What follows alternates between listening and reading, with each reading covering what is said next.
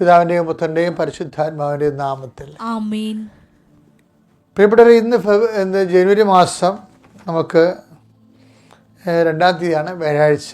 കർത്താവ് നിങ്ങൾ അനുഗ്രഹിക്കട്ടെ എന്ന് പ്രാർത്ഥിച്ചുകൊണ്ട് നമ്മൾക്ക് അനുഗ്രഹത്തിന് പ്രാർത്ഥന ചെല്ലാം. എല്ലാവരും പ്രത്യക്ഷ പ്രാർത്ഥന. അമ്മേ പരിശുദ്ധമ്മേ, അമ്മേ പരിശുദ്ധമ്മേ, ദൈവമാതാവേ, അന്ന് അങ്ങ് കൃപാസനത്തിൽ പ്രത്യക്ഷപ്പെട്ട് വരാൻ പോകുന്ന മഹാദുരന്തത്തിൽ നിന്ന് രക്ഷപ്പെടാൻ എല്ലാവർക്കും വേണ്ടി പ്രാർത്ഥിക്കുവാനും ആവശ്യപ്പെട്ടിട്ട് 20 വർഷം തികയുന്ന ഈ വേളയിൽ കൃപാസനത്തിലൂടെ ഞങ്ങൾക്കും ഈ ദേശത്തിനും അങ്ങ് മധ്യസ്ഥം തേടി തന്ന എല്ലാ അനുഗ്രഹങ്ങൾക്കും കൃപകൾക്കും ഞങ്ങളിപ്പോൾ ഹൃദയം നിറഞ്ഞ നന്ദി പറയുന്നു. അമ്മേ പരിശുദ്ധമ്മേ, ജപമാല മാതാവേ, സകല കൃപാസനം പ്രാർത്ഥനയോടും ചേർത്ത് ഞങ്ങളിപ്പോൾ പ്രാർത്ഥിക്കുന്ന ഈ കുടുംബത്തിന്റെ പ്രത്യേക നിയോഗം. ഇന്നത്തെ പ്രാർത്ഥന ആവശ്യം പറ മക്കളെ.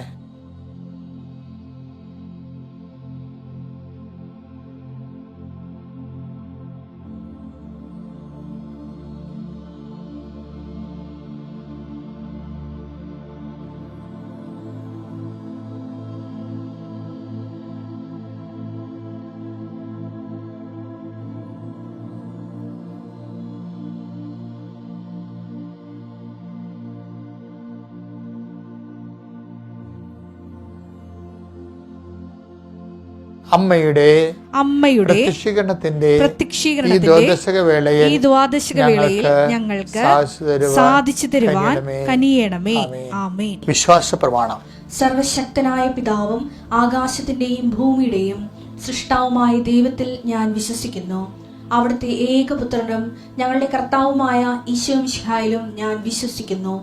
ഈ പുത്രൻ പരിശുദ്ധാത്മാവിനാൽ ഗർഭസ്ഥനായി കന്യകാമറിയത്തിൽ നിന്ന് പിറന്ന് പൊന്തിയോസ് പീലാത്തോസിന്റെ കാലത്ത് പീഡകൾ സഹിച്ച് കുരിശിൽ തറയ്ക്കപ്പെട്ട് മരിച്ച് അടക്കപ്പെട്ട് പാതാളങ്ങളിൽ ഇറങ്ങി മരിച്ചവരുടെ ഇടയിൽ നിന്ന് 3-ാം നാൾ ഉയർത്ത് സ്വർഗത്തിലേക്ക് എഴുന്നള്ളി സർവശക്തിയുള്ള പിതാവായ ദൈവത്തിന്റെ വലതുഭാഗത്തിരിക്കുന്നു. അവിടെ നിന്ന് ജീവിക്കുന്നവരെയും മരിച്ചവരെയും വിധിക്കുവാൻ വരുമെന്നും ഞാൻ വിശ്വസിക്കുന്നു. പരിശുദ്ധാത്മാവിലും ഞാൻ വിശ്വസിക്കുന്നു. വിശുദ്ധ കത്തോലിക്കാ സഭയിലും പുണ്യവാന്മാരുടെ ഐക്യത്തിലും പാപങ്ങളുടെ മോചനത്തിലും ശരീരത്തിന്റെ ഉയർപ്പിലും നിത്യമായ ജീവിതത്തിലും ഞാൻ വിശ്വസിക്കുന്നു. ആമേൻ. സ്വർഗ്ഗസ്ഥനായ ഞങ്ങളുടെ പിതാവേ, അങ്ങയുടെ നാമം പൂജിതമാകണമേ. അങ്ങയുടെ രാജ്യം വരണമേ. അങ്ങയുടെ തിരുമനസ് സ്വർഗത്തിലെ പോലെ ഭൂമിയിലും ആകണമേ. അന്നു വേണ്ടുന്ന ആഹാരം ഇന്ന് ഞങ്ങൾക്ക് തരണമേ. ഞങ്ങളോട് തെറ്റ് ചെയ്യുന്നവരോട് ഞങ്ങൾ ക്ഷമിക്കുന്നത് പോലെ ഞങ്ങളുടെ തെറ്റുകൾ ഞങ്ങളോടും ക്ഷമിക്കണമേ. ഞങ്ങളെ പ്രലോഭനത്തിൽ ഉൾപ്പെടുത്തരുതേ, തിന്മയിൽ ഞങ്ങൾ രക്ഷിക്കണമേ. ആമേൻ. നന്മ നിറഞ്ഞ മറിയമേ, സ്വസ്തി. കർത്താവ് അങ്ങയുടെ കൂടെ സ്ത്രീകളിൽ അങ്ങ് അനുഗ്രഹിക്കപ്പെട്ടവളാകുന്നു. അങ്ങയുടെ ഉദരത്തിൻ ഫലമായി ഈശോ അനുഗ്രഹിക്കപ്പെട്ടവനാകുന്നു. പരിശുദ്ധ മറിയമേ, തമ്പുരാന്റെ അമ്മേ, പാപികളായ ഞങ്ങൾക്ക് വേണ്ടി ഇപ്പോഴും ഞങ്ങളുടെ മരണസമയത്തും തമ്പുരാനോട് അപേക്ഷിക്കണമേ. ആമേൻ. കർത്താവേ, നിന്റെ ഉന്നതമായ നാമത്തിന് സ്വസ്ഥം ചെയ്യുന്ന കർത്താവേ, നിന്റെ വിശുദ്ധ പൗരോഹിത്യത്തെ മഹത്വപ്പെടുത്തണമേ കർത്താവേ. സഭയിലുള്ള സാന്നിധ്യം പ്രകടമാക്കണമേ കർത്താവേ.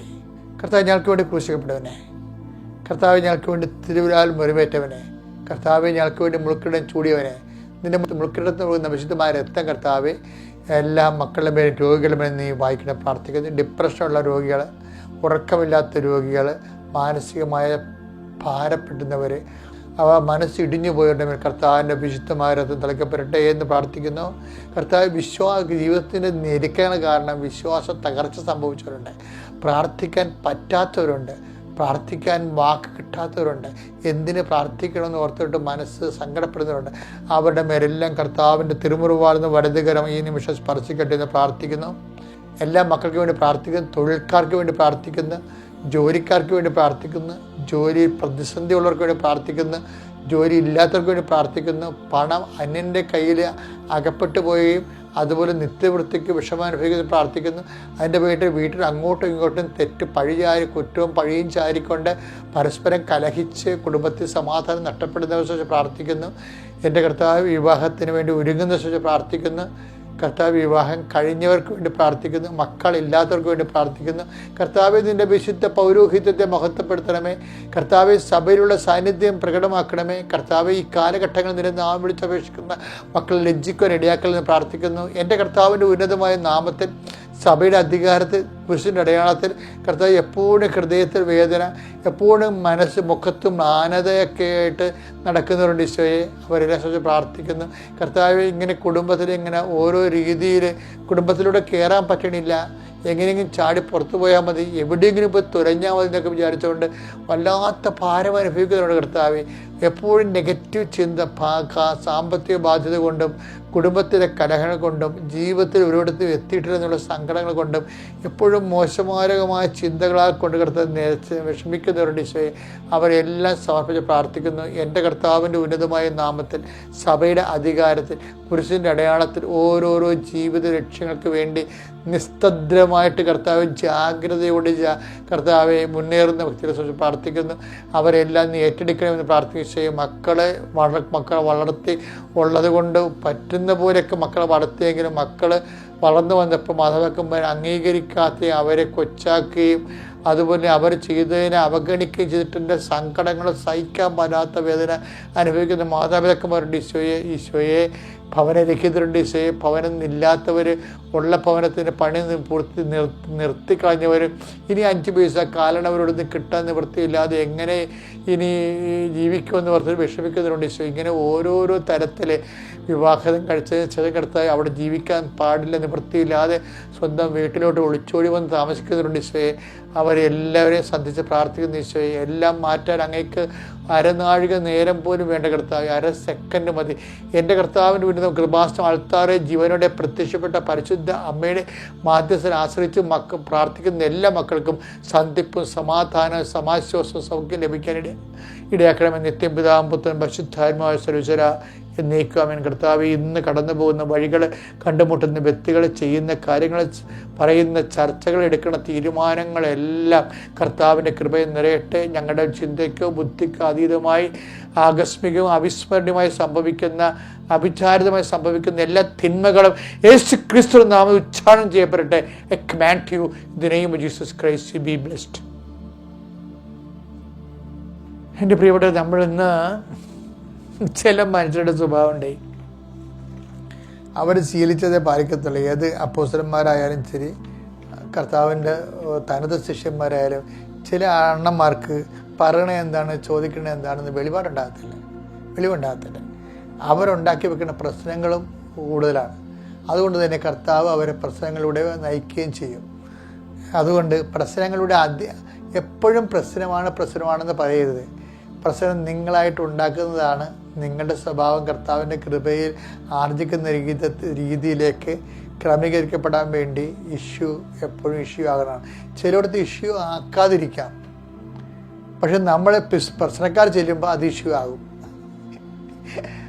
ഇപ്പം ഈശോ ജെറുസലേമിലേക്ക് നിന്ന് പോകുന്നൊരു സംഭവമില്ലേ?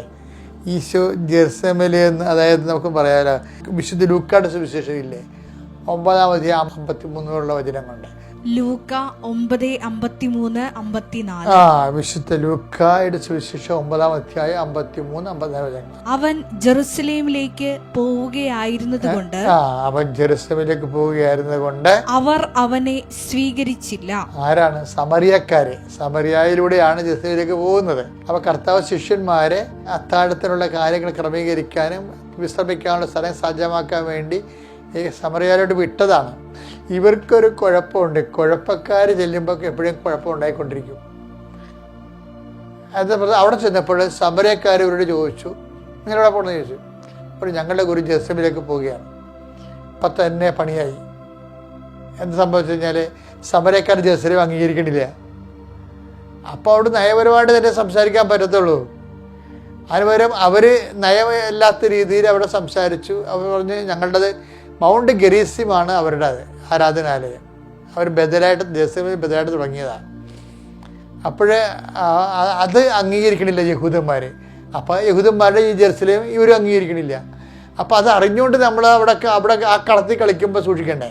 ഇവർക്ക് അങ്ങനെ സൂക്ഷ്മമൊന്നുമില്ല. നേരെ പോകുന്ന ഈ എല്ലായിടത്തും നേരെ പോകണമല്ല, പറയണ ചെയ്യണ സത്യമാണെങ്കിലും നമുക്ക് വിവേകം എന്നും പറഞ്ഞൊരു ഫാക്കൽറ്റി തന്നിട്ടുണ്ട്. അത് ഈ ആൾക്കാർക്ക് ഇത്തിരി കുറവാണ്. അവർ വിവേകത്തിലേക്ക് കൊണ്ടുവരാൻ വേണ്ടി കർത്താവ് മനഃപൂർവ്വം ഇവരെ ആ പ്രശ്നത്തേക്ക് വിട്ടതാണ്. എന്നിട്ട് കർത്താവ് അവർ പിന്നെ ഭയങ്കര പ്രശ്നമായി. അവർ തിരിച്ചു വരും. സമരക്കാർ പറയും നിങ്ങളുടെ കൈയും കാലും ഞാൻ വിട്ടു എന്ന് പറയും. അതോടുകൂടി ഇവർ പറയും ഞങ്ങൾ കടൽ മീതെ നടന്ന കർത്താവിൻ്റെ ശിഷ്യന്മാരാണ്, കാനായി വെള്ളം വീഞ്ഞാക്കിയ കർത്താവിൻ്റെ ശിഷ്യന്മാരാണ്. കർത്താവിനെ കൊണ്ട് ഗമയടിച്ചാൽ കക്ഷികൾ അവിടെ ചെന്നത്. പക്ഷേ അവിടെ വിലപ്പോയില്ല. കാര്യം എന്താണ്? യേശു നമുക്ക് ഗമയടിക്കാനുള്ള ആളല്ല. അവരുടനെ പാക്ക് റിട്ടേൺ ചെയ്തിട്ട് കർത്താവ് എൻ്റെ അടുത്ത് വന്ന് പറയും, ലൂക്ക 9:54 എന്താണ്? ഇത് കണ്ടപ്പോൾ ശിഷ്യന്മാരായ യാക്കോബും യോഹന്നാനും പറഞ്ഞു. ഈ രണ്ട് കക്ഷികളെ നമ്മൾ ശ്രദ്ധിക്കണം കേട്ടാ. യാക്കോബും യോഹന്നാനും സെബദി പുത്രന്മാരാണ്. കർത്താവേ സ്വർഗത്തിൽ നിന്ന് അഗ്നി ഇറങ്ങി ഇവരെ നശിപ്പിക്കട്ടെ എന്ന് ഞങ്ങൾ പറയട്ടെയോ? അതായത് കർത്താവിന്റെ അധികാരമില്ലേ, അത് ഇവർക്ക് കിട്ടിയിട്ട് എന്തിനാണ്? മറ്റുള്ളവരുടെ നാശത്തിന് വേണ്ടി ഉപയോഗിക്കാൻ വേണ്ടിയാണ്. അപ്പോൾ കർത്താവ് പറഞ്ഞൊരു വാക്കുണ്ട്, വാട്ട് സ്പിരിറ്റ്. എൻ്റെ ബൈബിളിൽ എനിക്ക് ഏറ്റവും ഇഷ്ടപ്പെട്ട വാക്കാണിത്, വാട്ട് സ്പിരിറ്റ് ലീഡ്സ് യു. ചില അണ്ണന്മാരുടെ പ്രാർത്ഥന എന്ന് പറയുന്നത് അവരുടെ ഈഗോ, അവരുടെ എസ്റ്റീം, അവരുടെ അഭിമാനം മാത്രം സംരക്ഷിക്കാൻ വേണ്ടി ദൈവത്തിനെ വരെ അവർ ചാരി നിൽക്കും.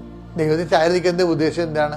സ്വന്തം അഭിമാനം സംരക്ഷിക്കാൻ വേണ്ടിയാണ്, അല്ലെങ്കിൽ അവരുടെ അഹങ്കാരം സമർപ്പിക്കാൻ വേണ്ടി ആണ് അവരിങ്ങനെ ആത്മീയതയെ വരെ ഉപയോഗിക്കുന്നത്. അങ്ങനെ ഉണ്ട്. അപ്പം അവരോട് ഈശോ ചോദിക്കുന്നത്, എന്ത് അരൂപിയാണ് നിങ്ങൾക്കുള്ളതെന്ന് നിങ്ങൾക്ക് തന്നെ അറിയത്തില്ല, എന്താണ് ചോദിക്കണമെന്ന് നിങ്ങൾക്ക് അറിയത്തില്ലെന്ന്. ഇവർക്ക് ഈ പരിപാടി ഇപ്പം തുടങ്ങിയതല്ല. ഇവരുടെ ബൈബിളിലൊക്കെ എടുത്തു കഴിഞ്ഞാൽ ഈ കക്ഷികൾ യാക്കോബും യോഹന്നാനും ഇനിയും ഇതുപോലെയുള്ള സിറ്റുവേഷൻ ക്രിയേറ്റ് ചെയ്യുന്നുണ്ട്. അത് വെച്ചാൽ വായിക്കണമെങ്കിൽ നമ്മൾ മർക്കോസിന്റെ 10:35 വായിച്ചേ. സെബദി പുത്രന്മാരായ യാക്കോബും യോഹന്നാനും അവനെ സമീപിച്ച് യേശുവിനെ സമീപിച്ച് അപേക്ഷിച്ചു, ഗുരു ഞങ്ങൾ അങ്ങയോട് അപേക്ഷിക്കുന്നത് എന്തും എന്നിട്ട് ഇവരുടെ ഈ എന്താണ് ശേഷിയും ശേമുഷിയും ഇവരുടെ അംഗബലവും ഇവരുടെ അഹങ്കാരവും അഭിമാനവും അതാണ് ചോദിക്കുന്നത്. ദൈവത്തിനോട് ദൈവത്തിനത് നിരക്കാത്തതാണെങ്കിൽ പോലും ഇവർക്കത് അവരുടെ എസ്റ്റീം വർദ്ധിക്കുമെങ്കിൽ അവരത് പ്രാർത്ഥനയുടെ വിഷയമാക്കും. ഭയങ്കര പാടാണ്. ഈ യാക്കോബിനെ യോഹന്നാനെ ട്രെയിൻ ചെയ്യാൻ ഭയങ്കര പാടാണ് ഈശോയ്ക്ക്. അതുകൊണ്ടാണ് ഇവരെ സമറിയാലൊക്കെ പറഞ്ഞു വിട്ടത്. അവർ ട്രെയിൻ ചെയ്യാം. അതായത് നമ്മൾ ചെന്ന് പലയിടത്ത് പോയിട്ട് ചിലയിടത്ത് നമ്മുടെ അഭ്യാസങ്ങൾ ഏക്കത്തില്ല. അപ്പം നമ്മൾ എളിമപ്പെടേണ്ടി വരും. അപ്പം അത് പ്രാക്ടിക്കൽ പോയിൻ്റാണ്. ശിഷ്യത്വത്തിൻ്റെ പണിശാലയിൽ കർത്താവ് ചില പ്രായോഗികമായിട്ടുള്ള ചില ക്ലാസ്സുകളും കൊടുത്തതിൻ്റെ ഒരു ഡെമോൺസ്ട്രേഷനാണ് ഈ സമറിയാലി കഴിഞ്ഞത്. ഇപ്പം എന്താന്ന് നോക്കിയേ, ഗുരു ഞങ്ങൾ അങ്ങയോട് അപേക്ഷിക്കുന്നത് എന്തും ഞങ്ങൾക്ക് ചെയ്തു തരണമെന്ന് ഞങ്ങൾ ആഗ്രഹിക്കുന്നു. എന്നെ അനുഗമിക്കാൻ ആഗ്രഹിക്കുന്ന സ്വയം പരിത്യജിക്കാൻ പറയുന്ന ആടിനോടാണ് ഇവര് കുറിച്ചല്ലാത്ത പല കാര്യങ്ങളും അന്വേഷിക്കുന്നത്. അപ്പൊ ഇവർക്ക് ദൈവത്തെ കാണുമ്പോൾ എന്തും ചോദിക്കുക എന്നുള്ളൊരു ധാരണ ഇവ ഉണ്ടാക്കിയത് ഈ അപ്പോസ്തലന്മാർ തന്നെയാണ് ഉണ്ടാക്കിയത്. കർത്താവ് അതിന് മറുപടികളൊക്കെ ഉണ്ട്. മറുപടി എന്താ പറയണത്? മർക്കോസ് 9:38 യേശു പ്രതിവചിച്ചു, നിങ്ങൾ ആവശ്യപ്പെടുന്നത് എന്താണെന്ന് നിങ്ങൾ അറിയുന്നില്ല. എന്താ പ്രശ്നം വെച്ചാല് ഇത് തന്നെയാണ് കമന്റ് നേരത്തെയും പറഞ്ഞത്. എന്താണ് 9:54 ലൂക്കായിൽ എന്താ പറയണത്? നിങ്ങൾ എന്ത് അരൂപിയാളാണ് നയിക്കപ്പെടുന്നതെന്ന് നിങ്ങൾക്കറിയത്തില്ല. ഇവിടെ എന്താ പറയണത്? നിങ്ങൾ ആവശ്യപ്പെടുന്നത് എന്താണെന്ന് നിങ്ങൾക്കറിയത്തില്ല. അതായത് പ്രാർത്ഥിക്കണത് എന്താണെന്ന് അറിയാതെ ഇരുന്ന ആ പ്രാർത്ഥന ഒരിക്കലും ഫലിക്കത്തില്ല. പല പ്രാർത്ഥനകളും നിങ്ങളുടെ ഫലിക്കാത്തത് ആ പ്രാർത്ഥന ദൈവം എങ്ങനെ കാണുന്നു എന്നറിയാത്തതാണ്. അതുകൊണ്ട് എല്ലാ പ്രാർത്ഥനയും കേൾക്കും, പക്ഷേ ദൈവത്തിൽ നിരക്കുന്ന പ്രാർത്ഥനകൾ നിങ്ങളെക്കുറിച്ചുള്ള ദൈവഹിതമായിരിക്കണം പ്രാർത്ഥിക്കേണ്ടത്. അതുകൊണ്ടാണ് കർത്താവ് പ്രാർത്ഥിക്കാൻ പഠിപ്പിച്ചപ്പോൾ അങ്ങയുടെ നാമം പൂജിതമാകണമേ, അങ്ങയുടെ രാജ്യം വരണമേ, അങ്ങയുടെ തിരുമനസ് സ്വർഗത്തിലെ പോലെ ഭൂമിയിലുമാകണം. നിങ്ങൾക്ക് പറയാനുള്ളത് പറയാം, എങ്കിലും എൻ്റെ ഹിതമല്ല അങ്ങയുടെ ഇഷ്ടം നിറവേറട്ടെ പറയാനുള്ള ധൈര്യം ഉണ്ടെങ്കിൽ മാത്രമേ ആധ്യാത്മിക മേഖലയിൽ നമുക്ക് ഉയരാൻ പറ്റത്തുള്ളൂ. ദൈവം നിങ്ങൾ അനുഗ്രഹിക്കട്ടെ. Praise the Lord. അത്യപൂർവ ദൈവാനുഭവങ്ങൾ ഇനി നിങ്ങൾക്കും സ്വന്തം. ഈ യൂട്യൂബ് ചാനൽ ഇതുവരെ സബ്സ്ക്രൈബ് ചെയ്തിട്ടില്ലെങ്കിൽ ഇപ്പോൾ തന്നെ സബ്സ്ക്രൈബ് ചെയ്യുക. ഈ വീഡിയോ ഇപ്പോൾ തന്നെ നിങ്ങളുടെ സുഹൃത്തുക്കൾക്ക് ഷെയർ ചെയ്തുകൊണ്ട് കർത്താവിന്റെ പ്രേക്ഷിതരാകുക.